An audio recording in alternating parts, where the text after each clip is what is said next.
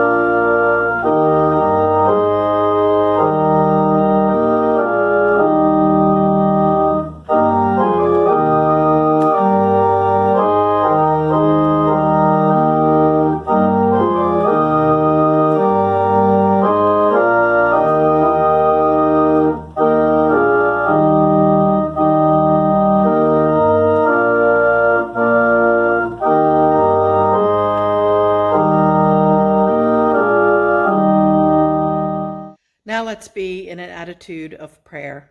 Let us pray. Beloved one, in times of uncertainty, you are the ground that steadies us. When nothing feels stable or secure, the knowledge of your abiding presence is our strength and our comfort. Remind us, O God, that we need not look far for you. As close as our breath, our neighbor, and every creature on earth, you reach for us. On this Mother's Day, we lift up mothers everywhere, those who wish to be mothers and those who act as mothers. We give thanks for the way they impact our lives and our hearts. Lord, we pray for all of those who are sick with COVID and other conditions. May your love and healing mercy surround them, and may they feel your comfort. We pray for all of those who are struggling with the death of loved ones and who are not able to celebrate their lives in ways we are accustomed to. We give thanks that we're able to worship and to remain connected as your church. And as we begin our worship today, let our hearts and minds be open to your all-loving presence. Thanks be to you, O God. Amen.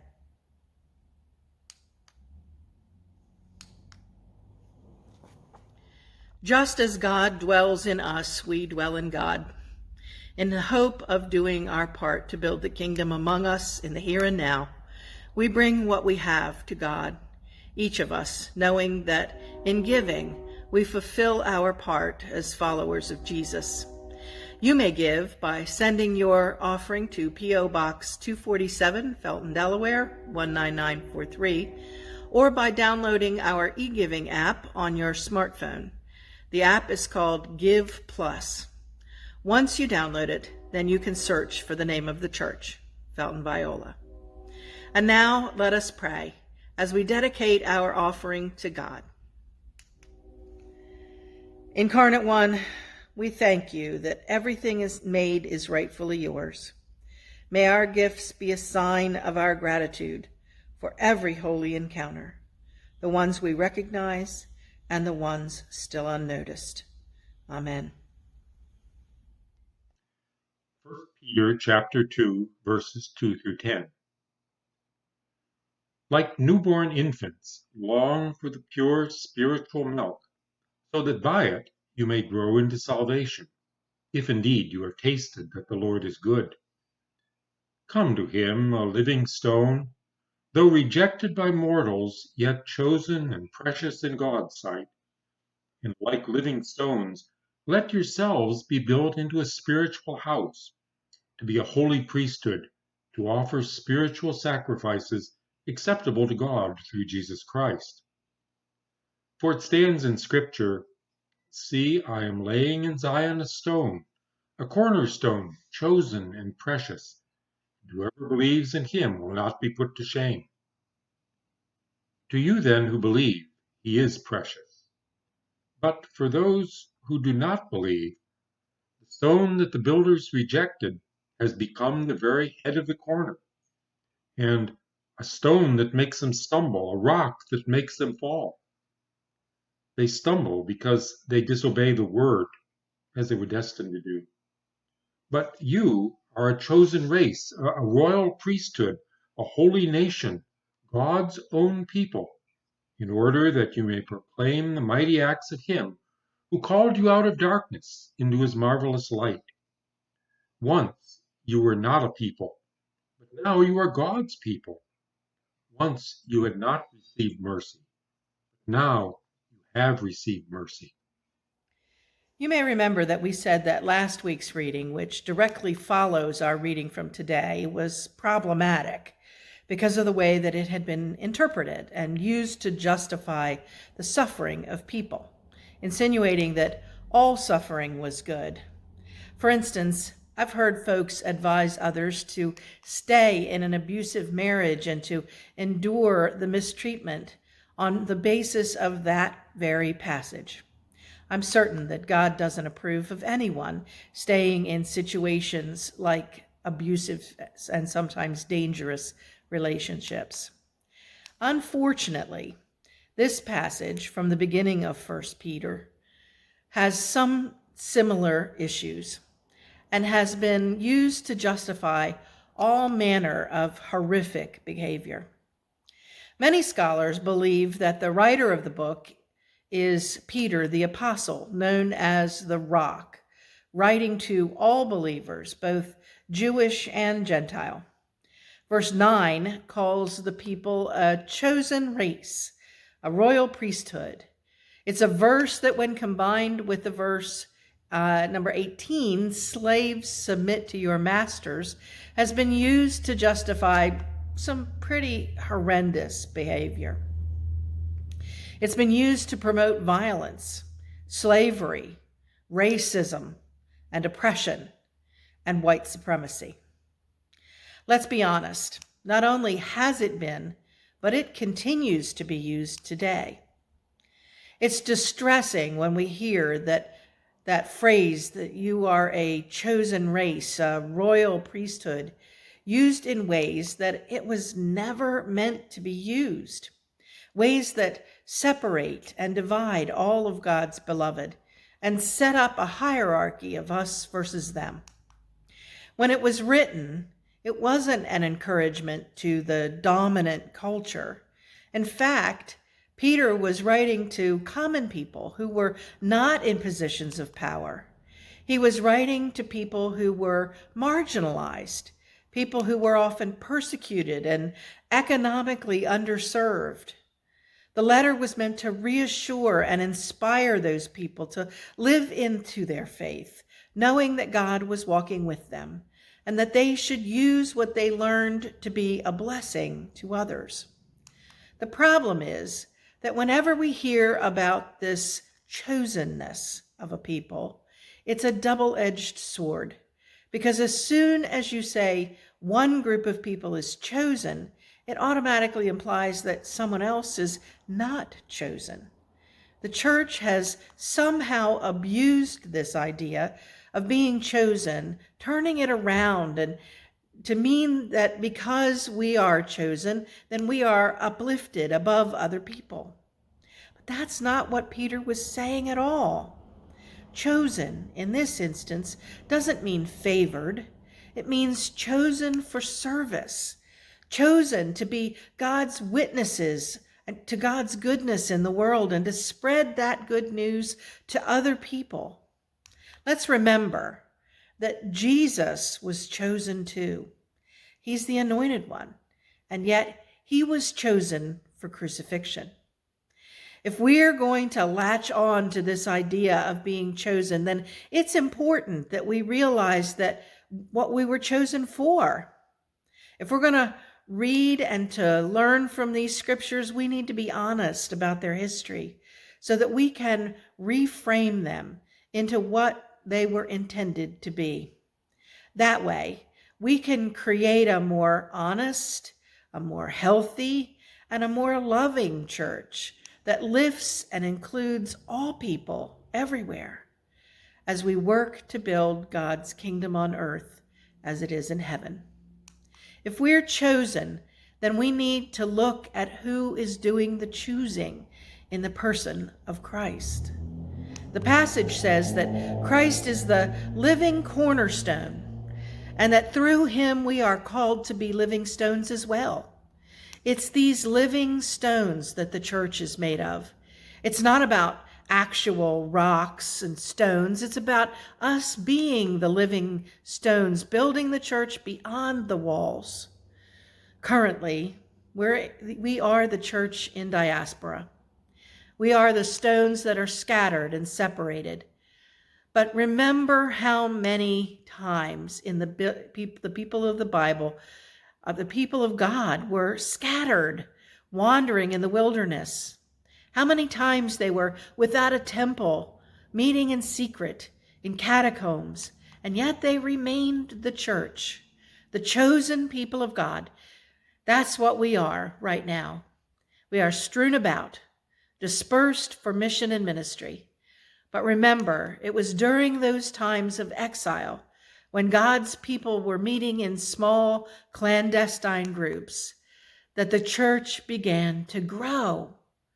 I believe that this is a great opportunity for the church to show the world why a life of faith is a worthy way to live, to model the living cornerstone who is Christ, our teacher and our example.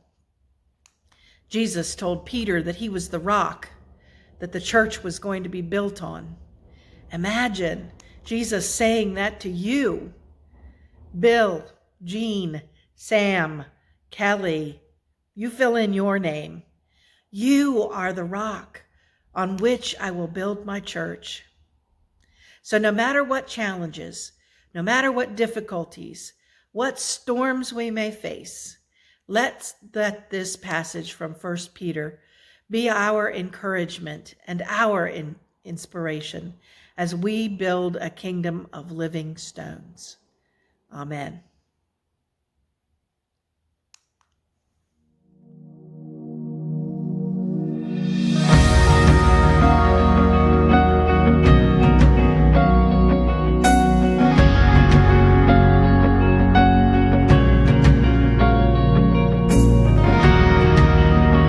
Sure by now, God, you would have reached down and wiped our tears away, stepped in and saved the day. But once again, I say amen, and it's still raining. But as the thunder rolls, I barely hear you whisper through the rain, I'm with you. And as your mercy falls, I'll raise my hands and praise the God who gives and takes away. And I'll praise you in this storm, and I will lift my hands, for you are who you are, no matter where I am. And every tear I've cried, you hold in your hand. You never left my side, and though my heart is torn, I will praise you in this storm.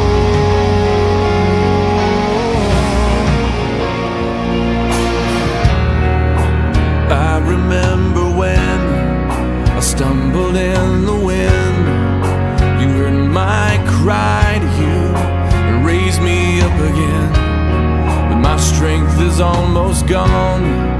How can I carry on if I can't find you?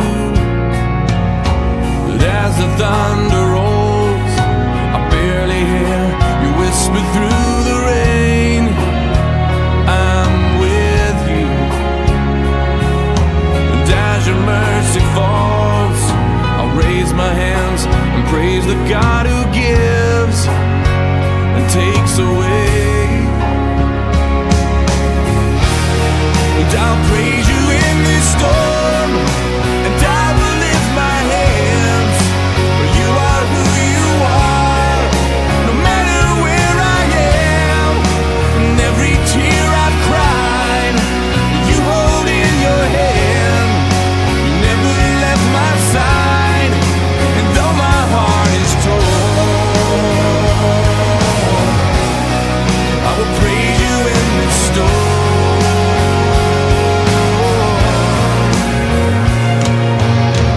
I lift my eyes into the hills. Where does my help come from? My help comes from the Lord, the maker of heaven and earth. I lift my eyes into the hills. Where does my help come from? My help comes from the Lord, the maker of heaven and